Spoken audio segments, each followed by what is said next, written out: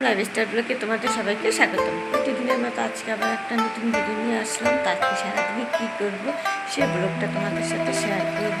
আজকে প্রচুর বৃষ্টি হচ্ছে, তো ঘুম থেকে সকালবেলা উঠলাম। কালকে রাতে ছেলেটার অনেক জ্বর উঠেছিল, এখন একটু জ্বরটা কমেছে।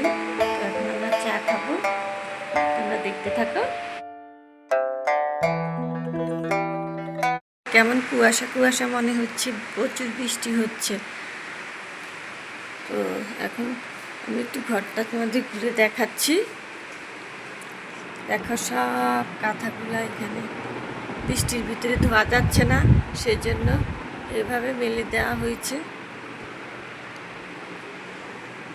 এই তো আমার দুটা রাজকন্যা রাজকুমার ঘুমাচ্ছে, দেখো সব জায়গায় শুধু জামা কাপড় আর জামা কাপড়। মুড়ি দিয়ে খাবো, তো নিয়ে নিয়েছি। বল কাটছে, তো এখন চাপাতি দিয়ে দেবো। চাপাতি দিয়ে নামিয়ে চা খেয়ে নেব। বৃষ্টির ভিতরে চাটা খেতে অনেক ভালো লাগে। আমার তো প্রতিদিন চা ছাড়া চলে না বন্ধু। তোমার তো চা করে নিয়ে আসলাম, তো এখন মুড়ি দিয়ে চা খাবো।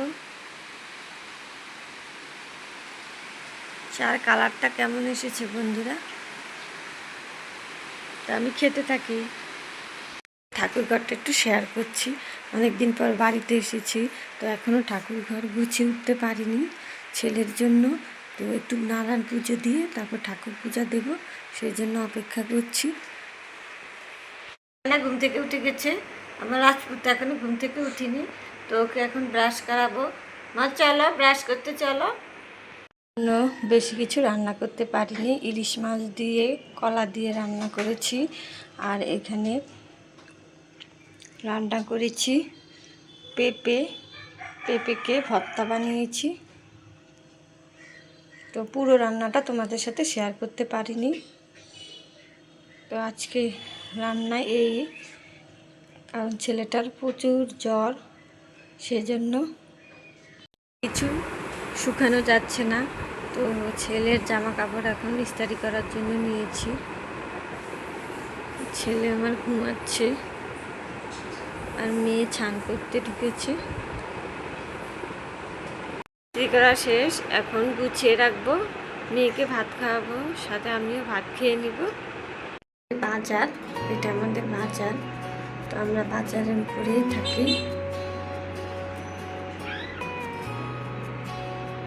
থেকে তোমাদের সাথে আমার ছোট ছোট মুহূর্তগুলো শেয়ার করার চেষ্টা করেছি। তো আজকে ভিডিওটা আর বেশি বড় করব না, আমার ভিডিওটা এই পর্যন্ত রাখবো। আমার ভিডিওটা যদি ভালো লাগে তাহলে বন্ধুরা আমার চ্যানেলটিকে সাবস্ক্রাইব করে আমার পাশে থাকবে, আমি যেন আরও তোমাদের এরকম সুন্দর সুন্দর ভিডিও উপহার দিতে পারি।